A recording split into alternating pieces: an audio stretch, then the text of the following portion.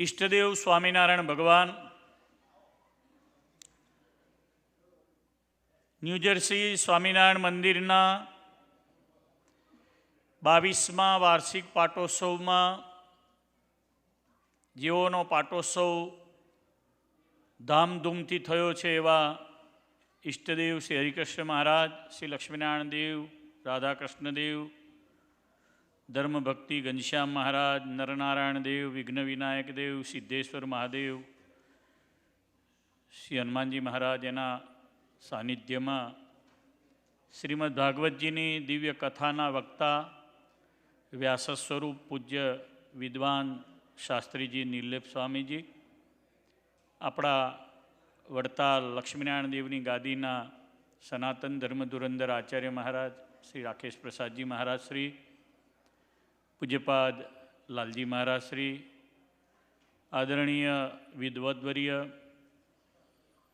વેદાંતાચાર્ય, gold medallist, મારા સ્નેહી મિત્ર શાસ્ત્રીજી સદગુરુ ભક્તિ પ્રકાશદાસજી, વિદ્વાન શાસ્ત્રીજી વડીલ ધર્મવિહારીદાસજી, મારા સ્નેહી મિત્ર આદરણીય પૂજ્ય રામદાસજી સ્વામી, શ્રીજી મહારાજના લાડીલા સૌ સંતો, હરિકેશવ સ્વામી, પૂજ્ય વિદ્વાન શાસ્ત્રી હરિપ્રસાદદાસજી, હરિપ્રકાશ સ્વામી, મારા બંને શિષ્યો જગન્નાથભાઈ જેપી, સૌ શ્રીજી મહારાજના લાડીલા હરિભક્તો, ખાસ કરીને સભામાં જે ઉપસ્થિત છે લગભગ બધાને વ્યક્તિગત રીતે ઘણા બધાને ઓળખું છું. ધર્મેન્દ્રભાઈ, નરેન્દ્રભાઈ, વાયકે, પરેશભાઈ, રાજુભાઈ, મુકુંદભાઈ, ભૈલાલ કાકા, ઘનશ્યામભાઈ સચિનવાળા, વિપુલભાઈ, અમારો જીગો, જગદીશભાઈ, દિનેશભાઈ, મગનભાઈ, મનસુખભાઈ, ઇન્દ્રવદનભાઈ, આપણા મુકેશભાઈ, મહારાજશ્રીની સાથે સેવામાં રહેલા વડીલ મોટા ભગત શ્રી વીરજીભાઈ, ઘનશ્યામભાઈ, નટુભાઈ, કેટલા બધા હરિભક્તોને યાદ કરું, ઇન્દ્રવદનભાઈ, VM પટેલ, પાછળથી પણ ઘણા બધા હરિભક્તો, નટુભાઈ વગેરે, અલારસાવાળા, સૌ હરિભક્તો, અમારા ઘનશ્યામભાઈ નરસંડાવાળા, આપણા મંદિરના પ્રેસિડેન્ટ ભાઈ શ્રી મુરુગેશ, સૌ સાજિંદાઓ, એકાઉન્ટનો હિસાબ રાખતા શરદ કાકા, આપણા નરેન્દ્રભાઈ ભાલેજવાળા, આહા કેટલા બધા હરિભક્તો છે. સૌ આપણા વડતાલના સૌ ભાવિક ભક્તો, બહેનો અને આપણા પૂજ્યપાદ ગાદીવાળા પણ આજે પધાર્યા છે. સૌ હરિભક્તો ભાઈઓને, સત્સંગીઓને જય સ્વામિનારાયણ. આ મંદિર છે ને એક મિરેકલ છે. આ મંદિર એક મિરેકલ છે. આ મંદિરની પ્રતિષ્ઠા હતી એ દિવસો મને બરાબર યાદ આવે છે. આ મંદિરનું ખાતમુહૂર્ત પણ યાદ આવે છે. આ મંદિરના ઘણા બધા પ્રસંગો મને યાદ આવે છે.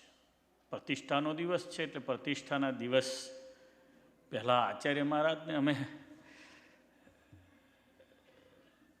2004ની સાલમાં વડતાલમાં બોર્ડમાં હતો, ચેરમેન હતો, જવાબદારી હતી. તો અહીંયાથી કેસી પટેલે અમારા બધા એના સ્પોન્સર કર્યા.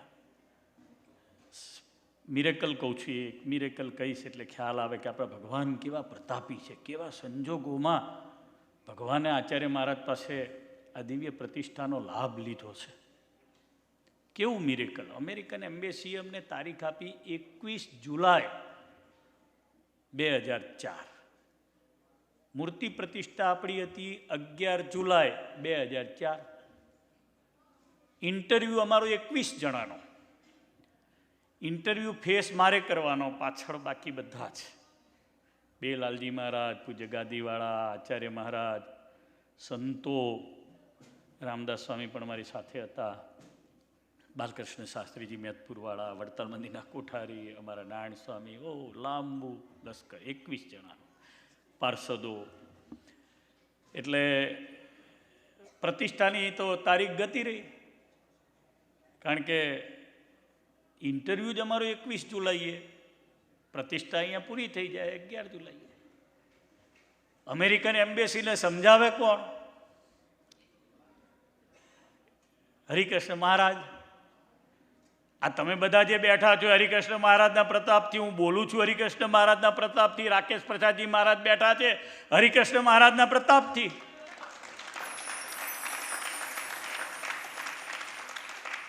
આ મંદિરમાં કોઈનું ડાપણ ચાલ્યું નથી, નહીં તો બાંધકામમાં ચાલ્યું, ના તો કથામાં ચાલ્યું, ના તો પ્રતિષ્ઠામાં ચાલ્યું, ના તો દાન આપનારાનું ચાલ્યું, ના તો દાન લેનારાનું ચાલ્યું. હું બોલું છું, મારું કેટલું ચાલશે મને નહીં ખબર. અહીંયા કોઈએ વટ કરવા જેવો નથી. એવું કોઈ મંદિર હોય તો વડતાલ ધામ મંદિર છે. સત્ય. હો, આ મંદિર અરીસો બતાડે છે. આ મંદિર બધાને અરીસો બતાડે છે. અમે મૂંઝાયા પ્રતિષ્ઠાનું શું કરવું. મારા સ્નેહી એ વખતે ટેક્સટાઇલ મિનિસ્ટર હતા, શંકરસિંહજી, ગુજરાતના પહેલાં ચીફ મિનિસ્ટર હતા. આજે પણ મારે એમની સાથે એવો આત્મીયતાનો સંબંધ. એટલે બાપુને મેં ફોન કર્યો. બાપુ મેં કીધું, આપ ટેક્સટાઇલ મિનિસ્ટર છો તો અમારે વિઝાનો પ્રોબ્લેમ છે. મને કંઈક કામ કરો. તે દિવસે ફેક્સનો જમાનો હતો, ઈમેલ નહોતો. મને કે ફેક્સ કરો. મેં ફેક્સ કર્યો. મેં કીધું તમને ફેક્સ કરું ચાલશે? આવું કોણ બોલાવે છે મને? આ વડતાલ વિહારી હરિકૃષ્ણ મહારાજ. મને કે 1-2 મિનિટ આપો ને. ફરી બાપુને ફોન કર્યો. મને કે ના, પીએમઓમાં કરો તમે. કોણે બુદ્ધિ આપી? આ મહારાજે આપી. મારી જિંદગીમાં મારે પીએમઓ મનમોહનસિંહજી સાથે કોઈ સંબંધ નહીં. નરેન્દ્રભાઈ સાથે બહુ સારો સંબંધ. હું અઠવાડિયું એમની સાથે રહ્યો છું. 1 વીક. હમણાં અમારો અજય કહીને ગયો કે અમને બધાને ટ્રેન આશીર્વાદ છે. આજે આચાર્ય મહારાજના હાથે મેં કંઠી પહેરાવડાવી. વ્યક્તિગત લાભ ક્યારેય લીધો નથી, પણ નરેન્દ્રભાઈ આપણો રૂમ, મારે ત્યાં ઘણા બધા આવ્યા છે. કેટલા બધા આવ્યા છો હરિભક્તો, સો મેની આવ્યા છે. એ રૂમમાં 7 દિવસ રહ્યા છે મારી સાથે. એવા દિવસો 94, 93, 92ની વાત કરું છું. ઠીક છે, ફરગેટ. પણ ક્યારે પછી પીએમ થયા પછી મળવા જવાનું પણ નથી થયું. હા, સીએમ હતા ત્યારે તો ઘણી બધી વખત મળવાનું થયું છે. મહારાજશ્રીને પણ મળવાનું થયું છે.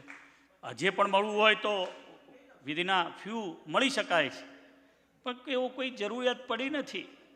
મહારાજે કંઈ એવી આપણી પાસે કોઈ ગણતરી પણ કરાવી નથી. આ તો પાટોત્સવ જે છે મહારાજનો, તો મહારાજ કેવા પ્રતાપી છે એની હું વાત કરી રહ્યો છું. હા, એના વચ્ચે આ બધી વાતો આવતી જાય છે. ભગવાનનું કેવું મિરેકલ છે. પીએમઓમાં ફેક્સ કર્યો. પીએમઓએ અમેરિકન કોન્સ્યુલેટને કહ્યું. પીએમઓનું અમેરિકન કોન્સ્યુલેટમાં કેટલું ચાલે છે ખબર નથી. કોઈ પ્રેસિડેન્ટ એવા પણ આવે કે ભાઈ નથી મારે આજ તને સાંભળવું. કોઈ પ્રેસિડેન્ટ એવા બી આવે કે ના ભાઈ હું તને સાંભળું છું. અને બધા કંઈ સાંભળે એવું કંઈ થોડું છે. બધા ઘણાના સંપર્કો હશે, પણ એવું કંઈ થતું હોતું નથી. પછી તો ઘણા બધાના સંપર્કોથી ઘણું બધું કરવાનું થયું, પણ કોઈને કશું ના મળ્યું. આજે પણ મારા શિષ્ય, મારા મંડળના એક જણને R1 કરાયા છે તો 3 વખત ધક્કા ખાઈ આવ્યા. 4 જગ્યાએથી કેવડાવ્યું, હજુ વિઝા નથી થયા અમારા કંચન ભગતના. પણ પીએમઓએ અમેરિકન એમ્બેસીને કહ્યું, અને અમેરિકન એમ્બેસીમાં રહેલા અધિકારીને તરત એવો વિચાર આવ્યો કે આવું પવિત્ર કામ હોય તો મારે આમની તારીખ ફેરફાર કરવી જોઈએ. અમારી તારીખ 11 જુલાઈના 21 જુલાઈને બદલે 11 જૂન અમને કરી આપી.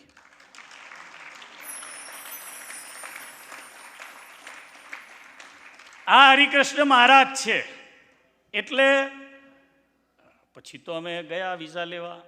અમને બધાને લીડર હું હતો જે તે વખતે તે મને પૂછ્યું મને કે આ પીએમઓમાંથી તમે કરાયો તો ફેક્સ? મેં કીધું હા, મેં શંકરસિંહજીને કહ્યું હતું ને એમણે કહ્યું એટલે કરી દીધો.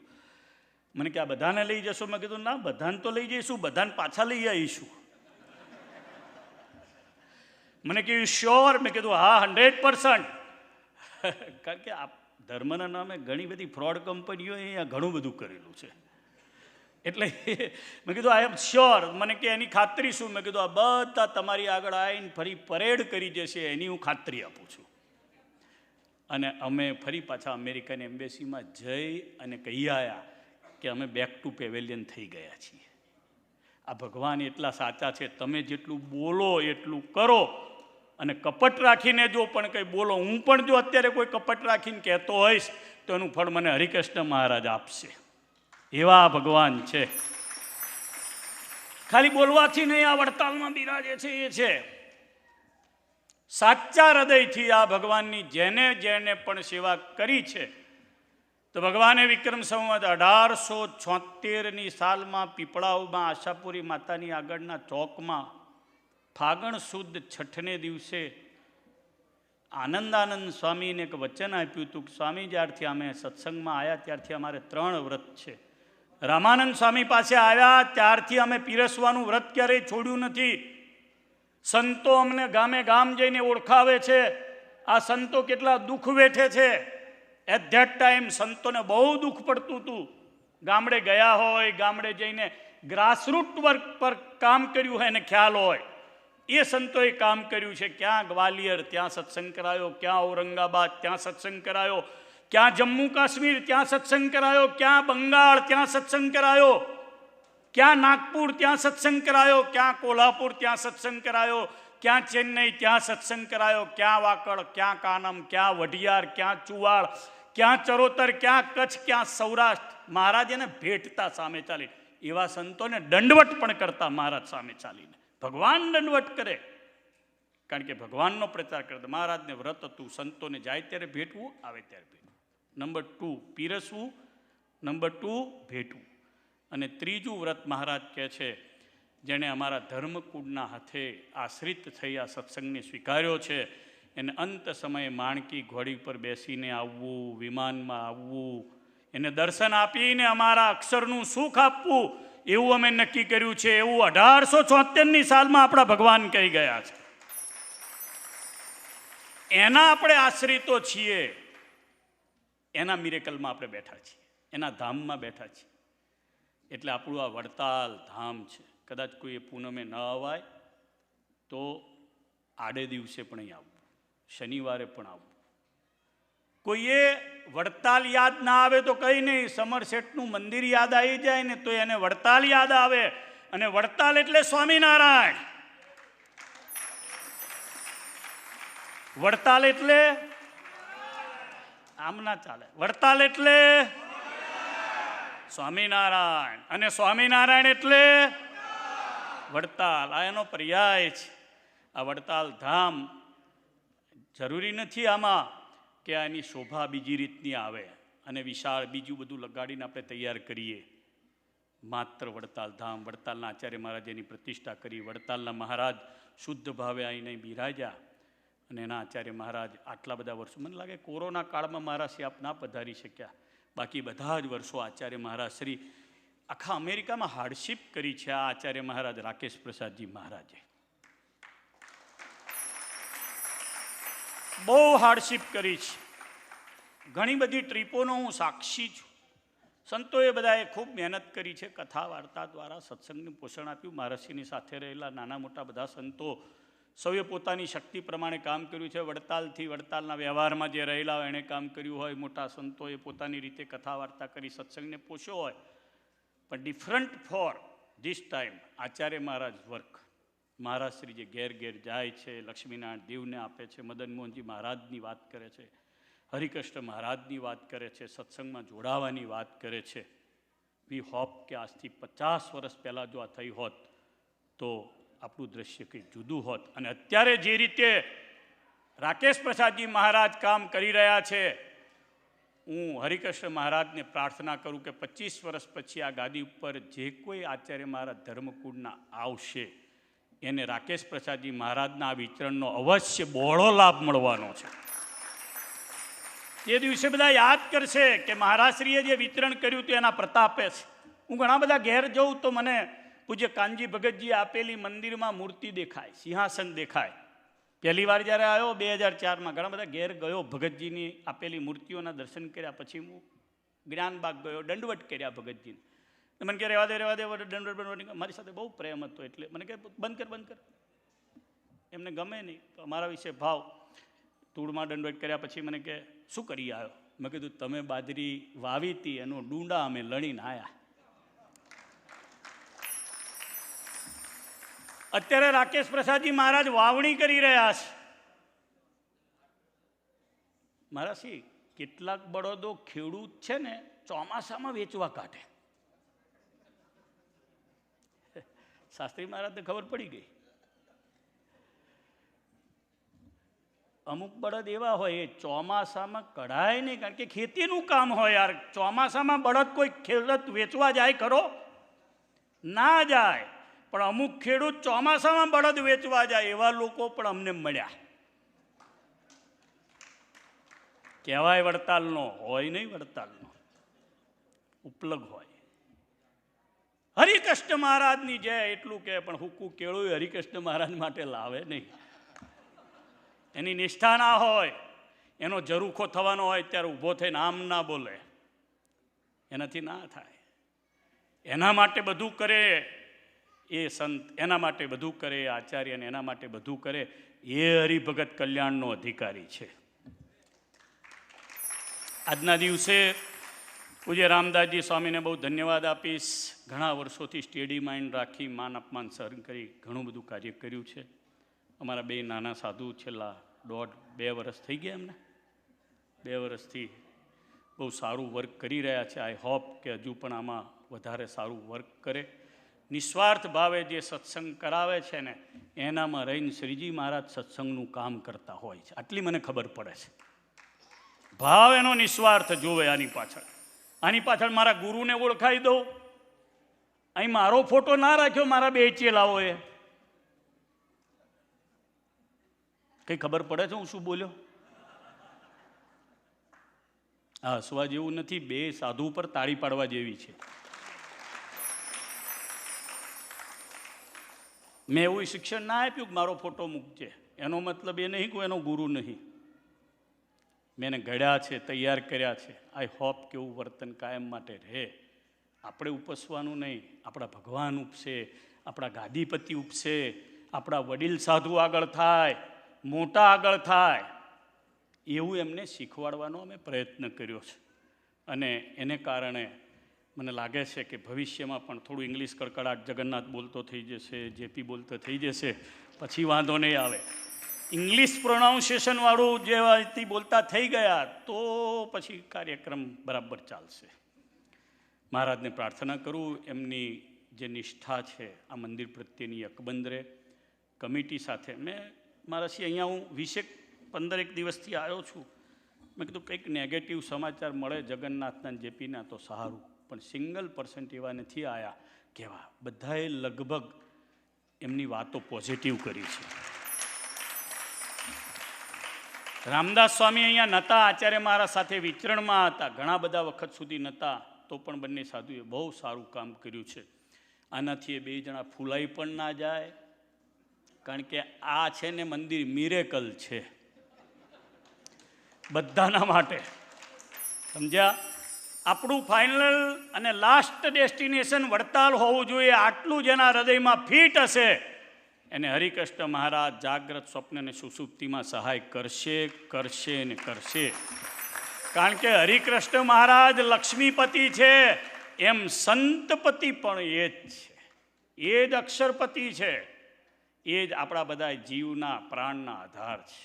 મહારાજને પ્રાર્થના કરું આપણા બધાની નિષ્ઠા શ્વાસ છેલ્લો પ્રાણ છૂટે ત્યાં સુધી લક્ષ્મીનારાયણ દેવની બની રહે, વડતાલની બની રહે.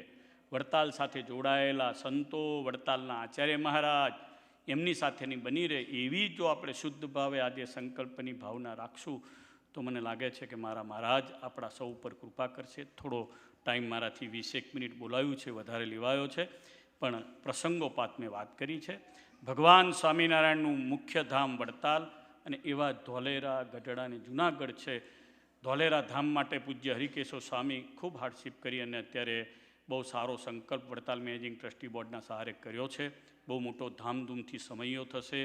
પૂજ્ય જ્ઞાન સ્વામી, પૂજ્ય નિત્ય સ્વરૂપ સ્વામી કથા કરવાના છે. અમે બધાએ ભેગા થઈ અને આ ઉત્સવનો ટાઈમ પણ એ રીતે નક્કી કરેલો છે. ખૂબ સારું દિવ્ય ઉત્સવનું આયોજન. ધોલેરા તો આવે એક સર એટલે બહુ મોટી નરેન્દ્રભાઈના વિઝનની કામગીરી બની રહી. કદાચ અહીંયા તમે જે નહીં ડેવલપિંગ જોયું હોય એટલું ફાસ્ટ ડેવલપિંગ, અનબિલિવેબલ ડેવલપિંગ ધોલેરાનું થઈ રહ્યું છે અત્યારે. જે મલ્ટીનેશનલ સેમિકન્ડક્ટર જે કંપનીઓ જે આવે નવી, એ બધી હવે ધોલેરામાં ડેવલપ થવાની છે, જે સાણંદમાં થઈ રહી છે. અને મોટા મોટા યુનિટો વર્લ્ડના ત્યાં મોટી કંપનીઓ સ્થાપી રહ્યા છે.